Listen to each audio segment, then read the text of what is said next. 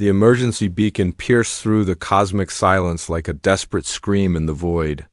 Deep within the Terran Communication Array's monitoring station, computers that had been listening to empty space for 3 years suddenly erupted with activity. Red lights flashed across every console as the artificial intelligence system registered something impossible. An alien transmission from beyond the edge of known space.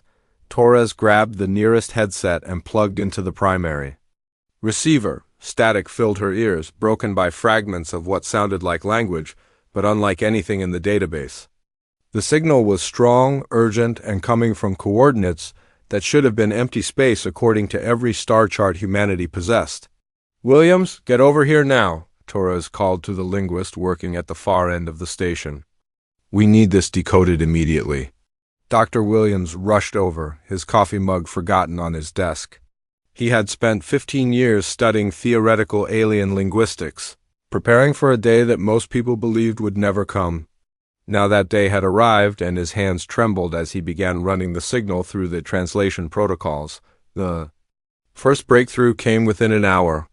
The transmission used mathematical constants as a foundation, building a basic vocabulary that any spacefaring civilization would understand. From there, Williams worked backwards, identifying grammatical structures and emotional markers embedded in the signal's frequency modulations. "This is incredible," Williams whispered as meaning began to emerge from the chaos. "They're not just sending words. They're encoding emotional context directly into the transmission itself. I can feel their desperation." The full message took 6 hours to decode, and when it was complete, the small crew of the monitoring station gathered around Williams as he read it aloud. His voice grew quieter with each sentence, the weight of what they were hearing settling over them like a heavy blanket. The message spoke of 7 worlds, each home to billions of peaceful beings who had never known war. They called themselves the Harmony Coalition, species that had evolved beyond conflict and lived in perfect balance with their environments. For generations, they had believed that intelligence naturally led to peace, that any civilization advanced enough for space travel would have abandoned violence. They were wrong. The Dominion had found them 3 cycles ago, Williams explained. That a cycle seemed to correspond roughly to an Earth year based on the astronomical references in the message. The Dominion was everything the Coalition was not: militaristic, aggressive, and convinced that peaceful species were evolutionary. Failures that deserved extinction. The First World fell in days. The Coalition had no military, no weapons, no concept of organized violence. They tried diplomacy, offering everything they had in exchange for peace. The Dominion took their gifts and burned their cities anyway. The Second World tried to hide. The Dominion found them and made examples of entire populations. The Third World attempted to evacuate. The Dominion hunted down the refugee ships and destroyed them slowly, broadcasting the executions across the sector as a warning. By the time the Fourth World was attacked, the Coalition had learned to run. They gathered their survivors, abandoned their homes, and fled to a hidden world they called Haven's Rest. 6 million beings from 7 different species, all that remained of civilizations that had once numbered in the billions. But the Dominion found them even there. "We have 1 rotation of our sun," Williams continued reading, his voice barely above a whisper. "Then they will come for us. We have sent this message to 17 galaxies, hoping that somewhere among the stars there exists a species that will help those who cannot help themselves." The message contained technical specifications that made Torres's heart sink.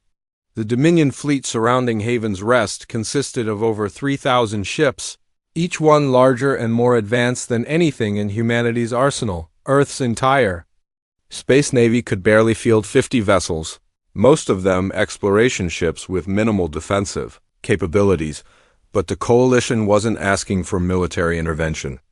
They were asking for rescue, for evacuation, for someone to help them find a new home where they could rebuild their shattered civilizations. They had heard rumors, whispers carried by traders and explorers, of a young species called humans who possessed an unusual trait. "They fight hardest when protecting others," Williams read from the final section of the message. "We do not ask you to die for us. We ask only that you try to live for us." If you're listening to this message, if you have the technology to receive it and the wisdom to understand it, please help us. We have nowhere left to run. The transmission ended with coordinates to havens, rest, and a simple phrase repeated in 17 different languages. We are the children of peace, but we call upon the children of war. Torres stared at the coordinates for a long moment, then walked to the communication console. Earth Command needed to know about this immediately. As she composed the priority transmission, she thought about humanity's own history, about the wars and conflicts that had shaped their species into something harder and more resilient, and the peaceful coalition, perhaps that violent past, the source of so much shame and regret, might finally serve a purpose. Perhaps the very traits that made humans dangerous could be used to protect those who had never learned to be dangerous themselves, the message went out to Earth with the highest priority classification humanity possessed. Within minutes, responses came flooding back. The government wanted full analysis. The military wanted tactical assessments. The scientists wanted xenological data, but Torres knew what would happen next. She had served in the Terran Defense Force before taking this assignment, and she understood how humans responded to genocide. They didn't debate or deliberate when innocent lives were at stake. They acted somewhere in the void between Earth and Haven's rest. 6 million peaceful beings waited for salvation that might never come. They had sent their plea across the galaxy, hoping that legends of a species called humans were more than mere stories. They were about to discover that some legends were true, and that the children of war could indeed fight for the children of peace. Emergency lights bathed the Terran Defense Council chambers in red as Admiral Brooks reviewed the decoded alien message for the third time. Around the circular table, representatives from every major Earth nation sat in stunned silence, the weight of the coalition's plea heavy in the air between them. 6 million refugees, the Brazilian delegate whispered, breaking the silence. An entire civilization reduced to 6 million souls hiding on a single world, Brooks nodded grimly. The numbers were staggering in their tragedy, but what troubled him more was the military assessment his staff had prepared. 3,000 Dominion ships against humanity's 47 operational vessels. Even if every human ship was perfectly designed for combat, which they weren't, the odds were insurmountable. We can't win a direct confrontation, admitted General Davis, humanity's top military strategist. Our largest ship carries maybe 50 crew members. Their smallest vessels likely hold 10 times that number. This isn't David versus Goliath. This is David versus an entire army of giants. The Russian representative leaned forward. Then we evacuate them. We send every available transport ship and bring them back to Earth space. 6 million beings, the Japanese delegate pointed out. Our entire civilian fleet couldn't move half that number in a single trip. And the Dominion isn't going to let us make multiple runs. Brooks watched the debate continue for several minutes before raising his hand for silence. These were good people, intelligent people, but they were thinking like politicians instead of soldiers. They were trying to solve the problem using conventional methods, and conventional methods wouldn't work here. There's another option, Brooks said quietly. Operation Silent Thunder? The name meant nothing to most of the delegates, but General Davis straightened in his chair. Sir, that protocol was designed for Earth defense scenarios. We've never tested it against alien technology. What is Operation Silent Thunder? The German representative asked. Brooks turned to the main display and brought up a classified document that bore the seal of the Strategic Planning Division. 30 years ago, when we first detected signs of alien civilization, Dr. Adams in the War College began developing contingency plans for hostile first contact. She assumed that any species capable of interstellar travel would possess superior technology and overwhelming numerical advantages. The display showed organizational charts and tactical doctrines that looked nothing like conventional military structure. Instead of battle fleets and assault groups, the plans called for small teams, deception operations, and something labeled as asymmetric response protocols. Dr. Adams studied every successful resistance movement in human history, Brooks continued. from ancient guerrilla campaigns to modern insurgencies. She identified the common factors that allowed smaller forces to defeat larger ones, then adapted those principles for space warfare. "You're talking about terrorism," the British delegate said with obvious distaste. "I'm talking about survival," Brooks replied firmly. "The Dominion expects us to fight like the Coalition did. Honorably, directly, predictably. They expect formal declarations of war, organized battle lines, and conventional tactics. What they don't expect is an enemy that refuses to follow the rules of engagement they understand." General Davis pulled up tactical simulations on his personal tablet. "The core principle is simple. We don't try to match their strength. We target their weaknesses. Every large organization has vulnerabilities: supply lines, communication networks, command structures, morale. And if we're discovered?" the French delegate asked. "Then we disappear," Brooks answered. "Silent Thunder assumes that our forces will be operating behind enemy lines with no support and no reinforcement. Every team is trained to vanish completely if compromised, then resurface somewhere else to continue operations." The Chinese representative studied the organizational charts with obvious interest. "These unit sizes are tiny. 12 ships maximum, 800 personnel total. How can such a force accomplish anything against 3,000 enemy vessels?" Brooks smiled for the first time since the meeting began. "Because we're not going to fight 3,000 ships. We're going to make those ships fight each other." He brought up a new display showing intercept patterns and communication protocols. "Human hackers have been studying captured alien technology for 20 years. We know more about galactic computer systems than most species realize. What happens when those 3,000 ships suddenly can't tell friend from enemy? What happens when their own sensors start lying to them?" The room fell silent as the implications sank in. This wasn't warfare as civilized species understood it. This was something primal and vicious, the kind of fighting that emerged from humanity's violent, evolutionary past. "The Coalition called for the children of war to help the children of peace," Brooks said softly. "They don't understand what they're really asking for. They think war is about honor and courage and noble sacrifice. They don't realize that human warfare is about winning at any cost." "And you believe this will work?" the Indian delegate asked. "I believe it's our only chance," Brooks replied. "Conventional tactics will get everyone killed, including the refugees we're trying to save. But if we fight like humans instead of like civilized galactic citizens, we might be able to level the playing field." General Davis was already pulling up personnel files on his tablet. Commander Ray just finished advanced training in xenological warfare. Her team has more experience with captured alien technology than anyone else in the fleet. Her psychological profile shows high adaptability and creative problem-solving skills, Brooks agreed. More importantly, she understands that sometimes the best way to save lives is to break a few rules. The vote was unanimous. Within hours, Operation Silent Thunder was authorized and activated. 12 ships were pulled from routine patrols and retrofitted with equipment that looked obsolete to anyone familiar with modern space warfare. Civilian cargo containers were loaded with devices that registration documents listed as mining equipment and scientific instruments. 800 volunteers were selected not for their combat experience, but for their expertise in fields the Coalition probably didn't even recognize as military disciplines: computer programming, psychological operations, engineering, and what the files euphemistically called creative problem-solving.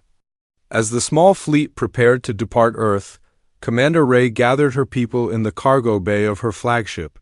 They didn't look like soldiers.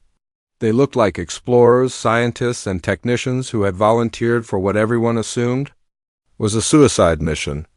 "We're not going to fight them like they expect," Ray told her crew. "We're not going to announce ourselves, challenge them to honorable combat, or give them any chance to understand what's happening until it's too late. We're going to fight them like humans, and they're going to learn why that's different from anything they've ever faced."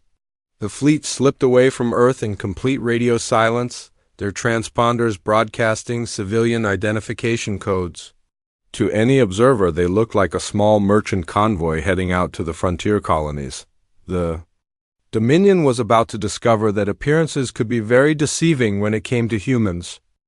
The sensor readings made no sense at first. Commander Ray stared at the tactical display, trying to process what her ship's instruments were telling her about the Haven's Rest system.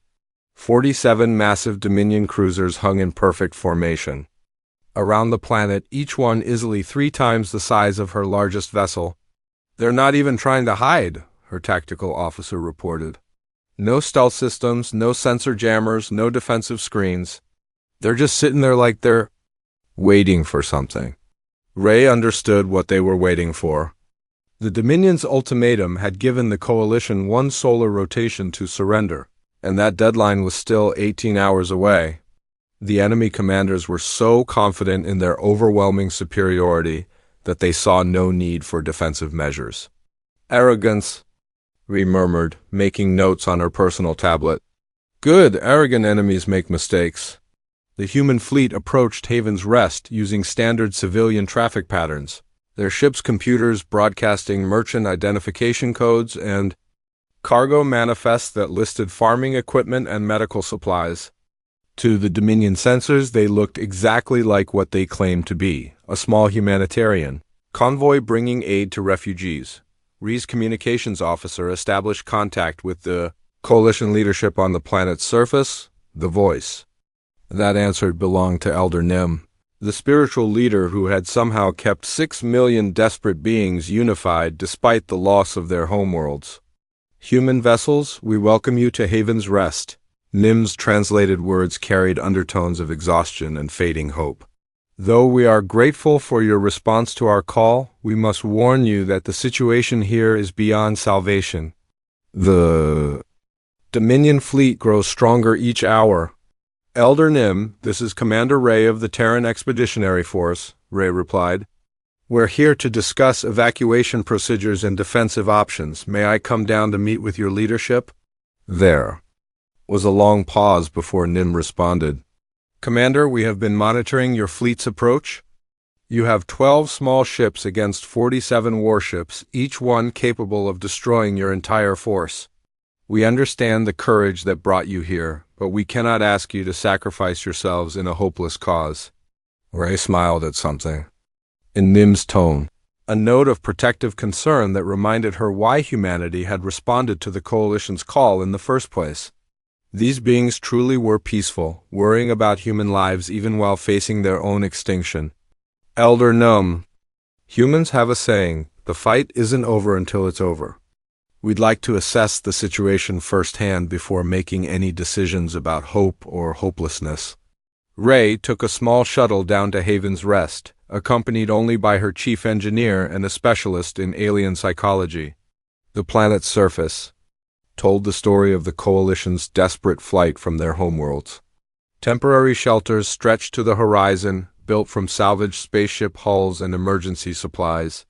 6 million beings from 7 different species lived in conditions that no civilized society should have to endure.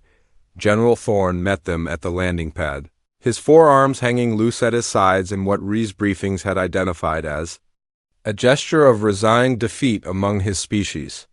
Beside him stood Elder Nim, whose reptilian features bore the weight of decisions no leader should have to make. "We thank you for coming," Nim said formally, "though we fear you have traveled far, only to witness our final moments." Ree looked around at the refugee camps, noting the careful organization and the absence of chaos despite the desperate circumstances. "Elder Nim, your people have survived the destruction of 7 worlds and somehow kept their civilization intact. That doesn't sound like defeat to me." General Thorne's primary arms gestured toward the sky where the Dominion fleet was visible as moving points of light. "Commander Ray, we appreciate human optimism, but we must face reality. Our military consisted of exploration vessels and research ships. We had no weapons, no training, no concept of organized violence. When the Dominion attacked, we tried to fight honorably, but honor means nothing against overwhelming force." "Tell me about these honor codes," Ray said, pulling out her tablet to make notes. "How does your species conduct warfare?" We announce our intentions, Thorn explained. We offer the enemy opportunities to surrender with dignity. We engage in formal combat with agreed-upon rules. We retreat when defeat is certain to preserve lives for future battles. Ray nodded thoughtfully. And the Dominion? How do they fight? With absolute brutality, Nim answered. They target civilian populations first to break morale. They use captured prisoners as living shields. They destroy everything of cultural value to erase the memory of defeated civilizations. They fight without honor, without mercy, without any concept of limits. But they still follow patterns, Ray observed. Predictable patterns based on their doctrine of overwhelming force. They surround the target, demand surrender, then systematically destroy everything when surrender doesn't come. Elder Nim's scaled features showed confusion. Yes, that is their method. But knowing their patterns does not give us the power to stop them. Ray was quiet for several minutes, studying the data her sensors had gathered about the Dominion formation. The enemy ships maintained perfect spacing, optimal for mutual support and coordinated fire. Their communications followed military protocols that prioritized efficiency over security. Most importantly, they showed no awareness that an enemy might try anything other than direct confrontation. Elder Nim, General Thorn, I need to ask you something important, Ray said finally. What would you do if you had the power to stop the Dominion fleet without destroying it? If you could disable their ships and capture their crews instead of killing them? We would show them mercy, Nim replied immediately. We would try to rehabilitate them, to teach them that violence is not the only way to resolve conflicts. Even after everything they've done to your people? Especially because of what they've done, Thorn added. Responding to evil with more evil creates only more evil. Our species learned this truth millions of years ago. Ray closed her tablet and looked up at the Dominion fleet hanging in the darkening sky. Elder Nim, General Thorn, I think it's time you learned something about human philosophy. We believe that evil triumphs when good people do nothing. But we also believe that sometimes good people have to do terrible things to stop greater evils. You speak of fighting the Dominion, Nim said softly. But Commander, your 12 ships cannot possibly defeat their 47 vessels.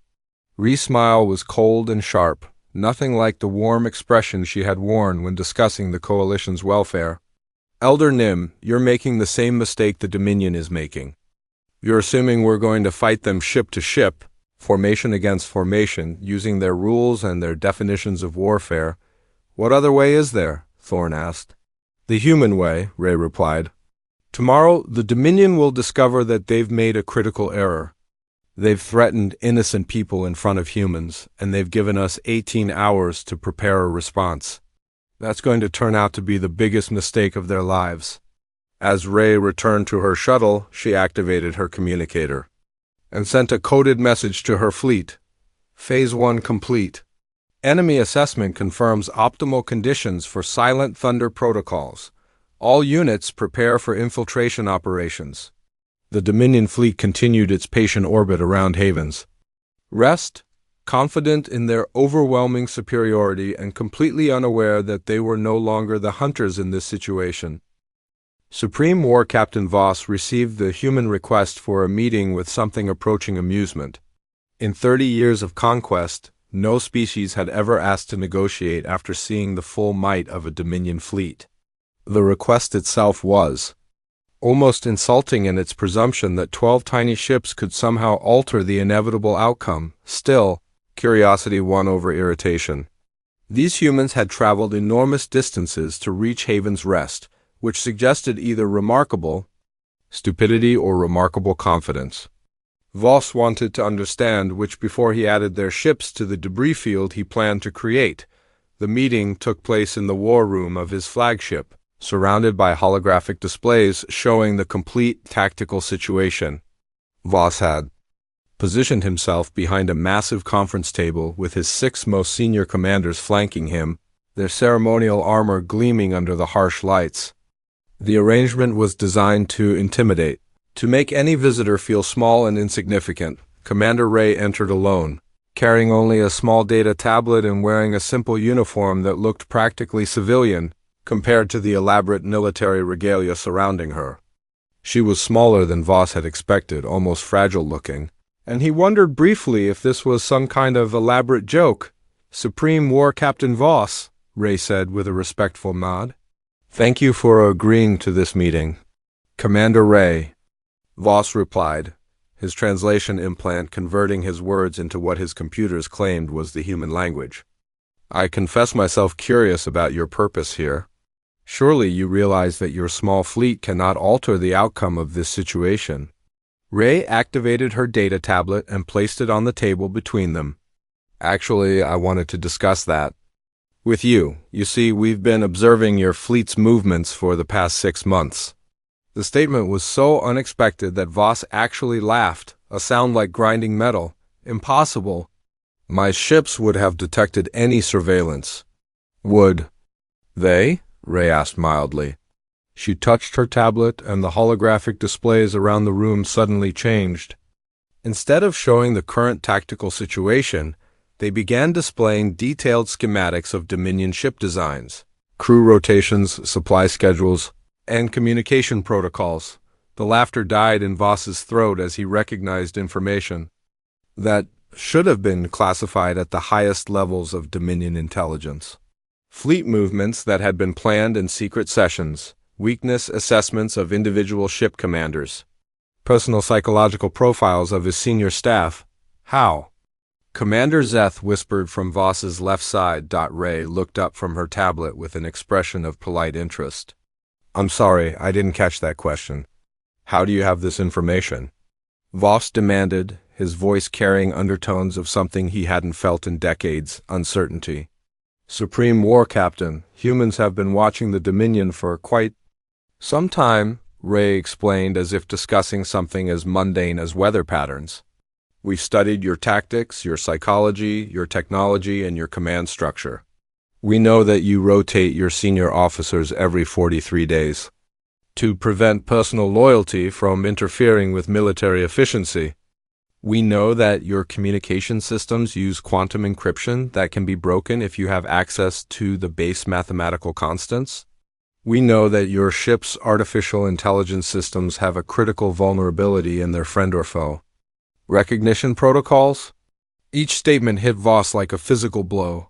These were secrets that not even most Dominion commanders knew. Security measures that had been classified beyond the reach of anyone outside the highest command circles. "What do you want?" Voss asked, abandoning all pretense of casual interest. Rhee's expression didn't change, but something cold flickered behind her eyes. "I want you to understand what's about to happen, Supreme War Captain. While we've been talking, human infiltration teams have been boarding your ships. Not through airlocks or docking bays, but through maintenance ports and emergency access panels that your security systems don't monitor, because you never imagined anyone would be small enough or clever enough to use them." Voss activated his personal communicator, intending to contact his ship's security chief. Static answered him, punctuated by fragments of panicked voices reporting system malfunctions throughout the fleet. "Your communication networks are already compromised," Ray continued conversationally. "Your ships are receiving false sensor data that makes friendly vessels appear hostile. Your weapon systems are being fed targeting information that will cause them to fire on each other instead of their intended targets. Your navigation computers now believe they're in a completely different star system." "This is impossible," Commander Zeth protested. "Our security protocols were designed to stop enemies who fight the way you expect them to fight," Ray interrupted. "You prepared for boarding parties and direct assaults and formal challenges.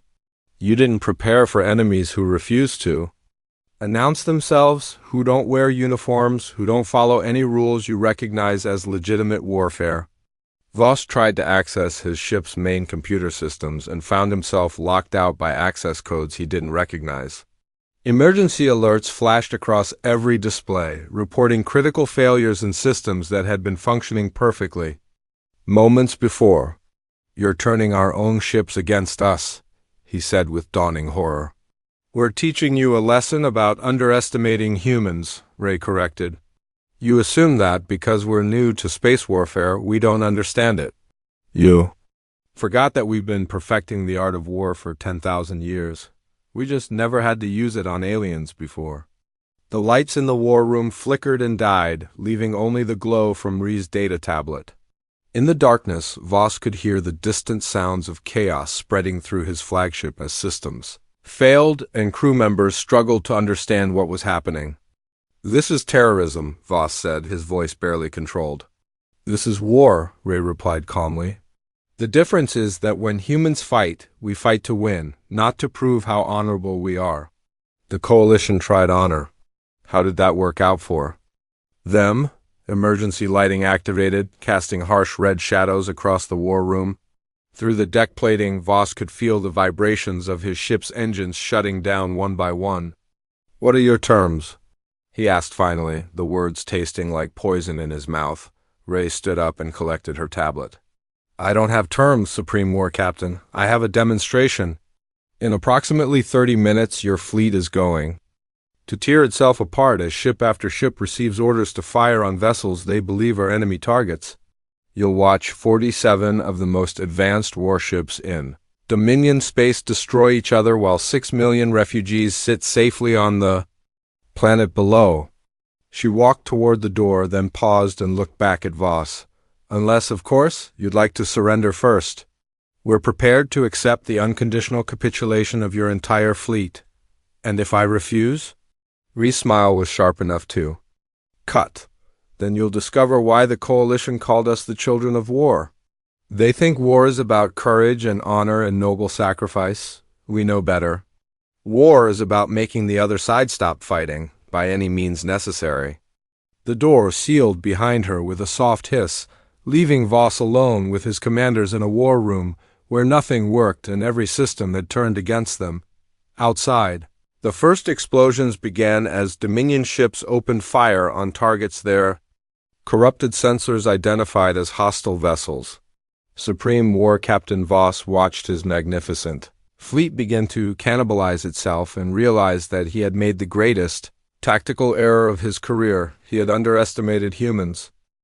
The Dominion fleet's destruction was visible from Haven's Rest, as brilliant flashes of light that painted the night sky in colors of violence. Elder Nim stood beside Commander Ray on the observation platform they had hastily constructed, watching 47 of the galaxy's most feared warships tear each other apart in a display of friendly fire that defied every principle of military organization. "How many will die?" Nim asked quietly, his scaled hands gripping the platform's railing. "Fewer than you might think," Ray replied, monitoring the tactical situation on her tablet. Human infiltration teams disabled the life support systems before compromising the weapons. Most crews are evacuating to emergency pods rather than fighting to the death in ships they can no longer control. You planned this to minimize casualties. We planned this to win, Ray corrected. But humans learned long ago that unnecessary killing just creates more enemies. Better to capture a fleet than destroy it. Better to humiliate commanders than martyr them. A new series of explosions lit the sky as 3 Dominion cruisers fired simultaneously on what their sensors told them was an enemy formation. In reality, they were destroying empty cargo containers that human engineers had seeded with sensor reflectors and heat sources to mimic ship signatures. General Thorne approached from behind, his forearms moving in patterns that Rhee's cultural briefings identified as expressions of bewildered amazement. "Commander, our long-range sensors show that 17 more Dominion ships have just arrived in the outer system. How can 12 human vessels deal with an even larger enemy force?" Ray touched her communicator, activating a channel that connected her to teams scattered throughout the Haven's Rest system. "All units, execute Phase 3. Let's show our new arrivals what happened to their friends." What followed was a demonstration in psychological warfare that would be studied in military academies for generations. The 17 approaching Dominion ships found themselves confronting not a small human fleet, but 47 vessels broadcasting Dominion identification codes and demanding immediate surrender. The newly captured ships still looked like Dominion cruisers from the outside, but their crews now consisted of human technicians and Coalition volunteers who had spent hours learning to operate alien technology.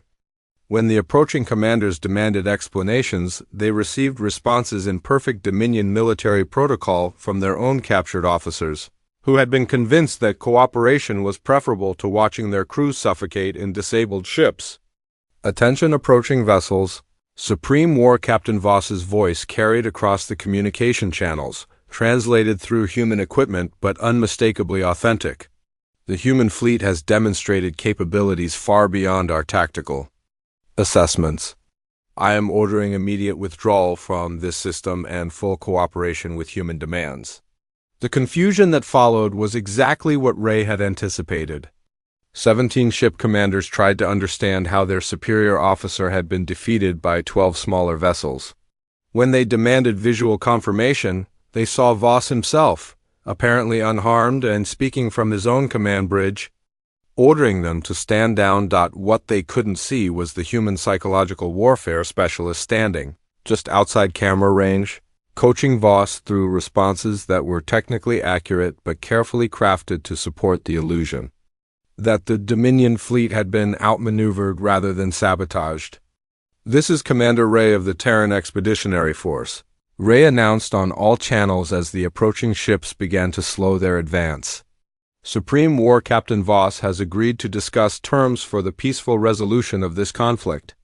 Any commander who wishes to avoid the fate of the original fleet is welcome to participate in negotiations." The negotiations lasted 6 hours and covered topics that neither side had expected to address. Ree found herself explaining human concepts of proportional response and humanitarian law to alien commanders, who had never encountered an enemy capable of total victory that chose restraint instead. "You could have destroyed our ships completely," Commander Zeth admitted during one of the sessions. "Your infiltration capabilities allow you to sabotage our life support systems, our reactor cores, our structural integrity fields. Why didn't you?" "Because dead enemies can't learn from their mistakes," Ray replied. "The Dominion has been conquering peaceful species for generations because those species couldn't fight back effectively.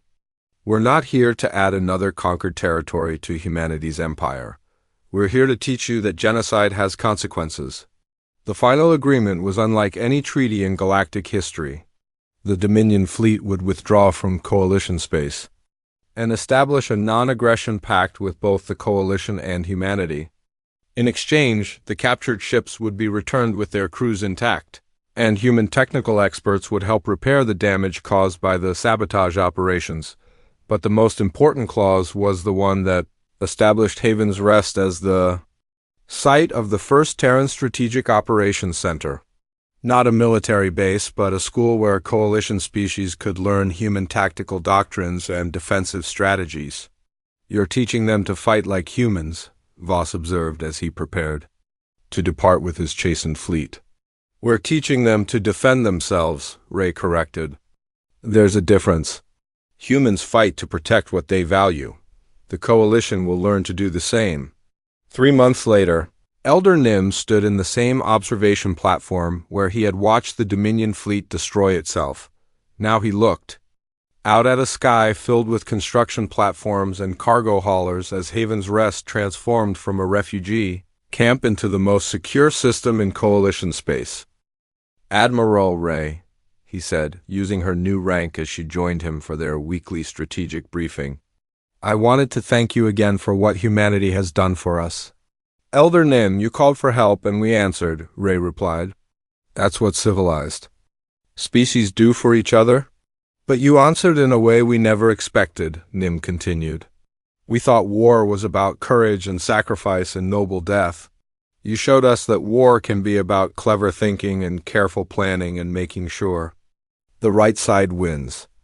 Ray was quiet for a moment, watching Coalition engineers work alongside human technicians to install defensive systems that would make Haven's Rest impregnable to conventional assault. "Elder Nim, the Coalition taught us something too. You showed us that intelligence can evolve beyond violence, that entire civilizations can choose peace over conquest. That's something humans are still learning. And yet, when we needed warriors, we called upon humans. Because sometimes peace requires protection," Ray said softly. The Dominion mistook your pacifism for weakness, but they were wrong. It takes tremendous strength to choose nonviolence when violence would be easier. What you needed wasn't to become violent yourselves, but to find allies who could be violent on your behalf when necessary. A communication alert interrupted their conversation. Reactivated her tablet and found herself looking at a priority message from Earth Command. As she read the contents, her expression shifted from professional attention to something approaching. Amazement. What is it? Naim asked, noticing the change. Intelligence reports from across the galaxy, Ray replied, turning the tablet so Nim could see the summary. 17 different species have formally requested alliance negotiations with humanity in the past week. Not trade agreements or diplomatic exchanges, but military protection pacts. Word of what happened here has spread. More than that, Ray continued reading.